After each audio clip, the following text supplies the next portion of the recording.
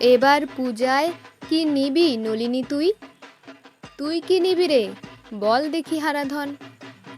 নলিনী কহিল, সিমিজ কি নিও বাবা, ও বাড়ির ওই বাণীর গায়ে যেমন। হারাধন কহে, আমারে কিনিয়া দিও পায়ের পামসু, গায়ের পাঞ্জাবিও। নলিনী কহিল, ও যদি পামসু লবে, আমারও রহিল লপেটার আবেদন। কহিলেন পিতা, বেশ, তাই হবে। চাহিলি যা, দিব সকলই সাধ্যমতো। বই রেখে দিয়ে বল রে অতুল, তোর এবার পূজায় বায়না আছে যা যত।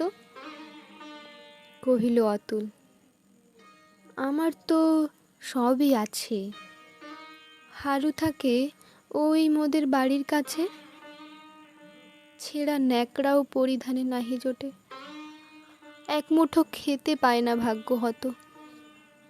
দিও বাবা ওকে একটা কাপড় কিনে, দারুণ কষ্ট না হলে পাবে যে শীতে। বুড়ো বাপ তার বেচারা খাটিতে নারে, পারে না তাহার দুলালে কিছুই দিতে।